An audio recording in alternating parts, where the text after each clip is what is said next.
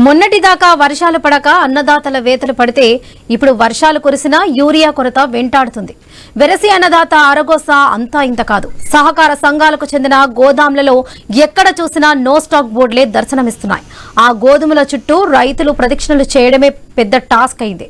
నల్గొండ జిల్లా చెండూరులో యూరియా కొరతకు సంబంధించి latest updates I news ప్రతినిధి కిరణ్ అందిస్తారు.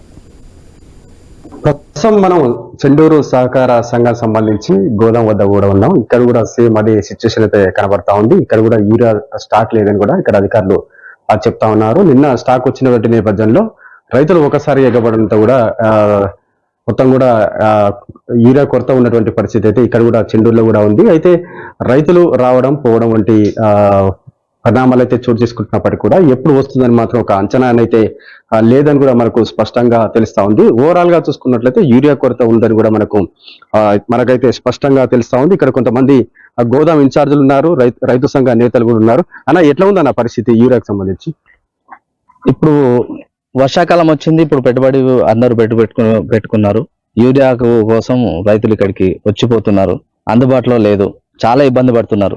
గతంలో కాంగ్రెస్ ప్రభుత్వం ఉన్నప్పుడు చెప్పులు క్యూ కట్టుకొని చెప్పులు లైన్ లో పెట్టుకొని సీరియల్ కోసం ఎదురు చూసేవాళ్ళు. తర్వాత మళ్ళీ బీఆర్ఎస్ పార్టీ వచ్చిన తర్వాత కొంచెం రైతులకు న్యాయం చేసే విధంగా రైతు బంధు అనుకోండి, విత్తనాలు అనుకోండి, ఎరువులు అనుకోండి అందుబాటులోకి తెచ్చింది, అందరికీ అందుబాటులో తెచ్చింది. కానీ ప్రస్తుతం మళ్ళీ కాంగ్రెస్ పార్టీ వచ్చిన తర్వాత మళ్ళీ అదే పరిస్థితి, చెప్పులు లైన్ లో పెట్టుకొని చూసుకునే పరిస్థితి. ఈ రోజు చూస్తే నిన్న మొన్నటి దాకా వర్షాలు లేవని వర్షాల కోసం ఎదురు చూసి వచ్చినాం. అది భగవంతుడు కరుణించి వర్షాలు వచ్చినప్పటికీ రాష్ట్ర ప్రభుత్వం మాత్రం కరుణించట్లేదు.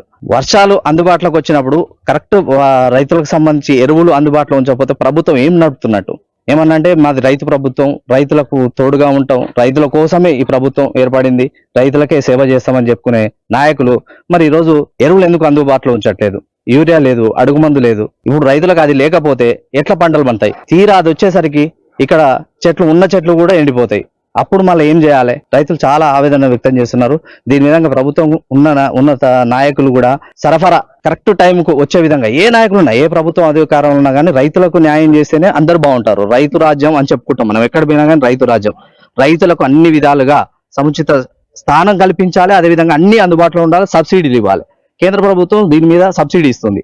రాష్ట్ర ప్రభుత్వం కూడా 266 రూపాయల సబ్సిడీ బస్స పెట్టి కొనుక్కుంటున్నారు. 260 రూపాయలు మేము ఎంతో చేస్తాం చెప్పుకునే నాయకులు దీన్ని సబ్సిడీ ఇచ్చి ఉచితంగా ఎరువులు ఇచ్చే విధంగా చేయాలని మేము కోరుకుంటున్నాం. అరే చెప్పండి, రేవంత్ సర్కార్ మాత్రం కేంద్రం పైన భారం వేసింది, అంటే పైనుంచి రావడం లేదు, మీ ఇస్తలేమని చెప్తాం, చేతులు ఎత్తేసిన పరిస్థితి ఏం చెప్తారు? ఇది పూర్తిగా అవాస్తవం.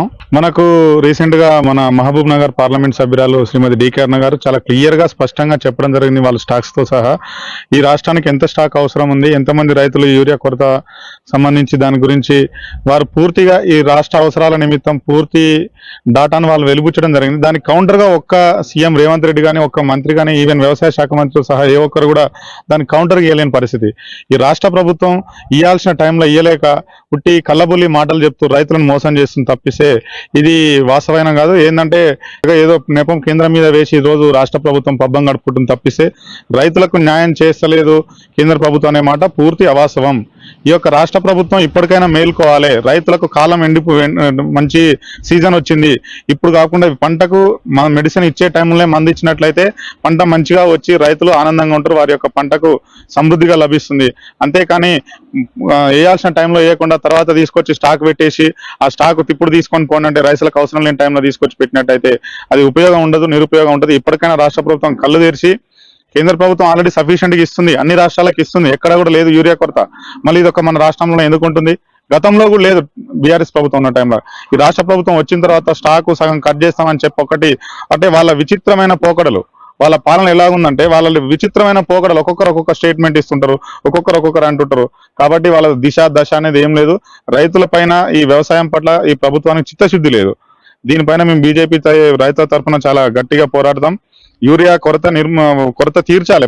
రైతులకు ఎరువులు ఏవైతే ఉన్నాయో తక్షణం వచ్చి ఇక్కడ ఉన్నట్టయితే రైతులు చాలా మంది వచ్చిపోతున్నారు, వాళ్ళందరికీ సఫిషియెంట్ గా అందే విధంగా మేము కృషి చేయాలని ప్రభుత్వాన్ని వేడుకుంటున్నాం. సో ఇక్కడ గోదాం ఇన్ఛార్జ్ ఉన్నారు, వాళ్ళతో కూడా మాట్లాడే ప్రయత్నం చేద్దాం. అలా ఏంది నా యూరియా స్టాక్ లేదని చెప్తాను, ఏంది ఇప్పటి వరకు ప్రస్తుతం మా వద్దకు 2 బండ్లు వచ్చినాయి, సేల్ అయిపోయినాయి.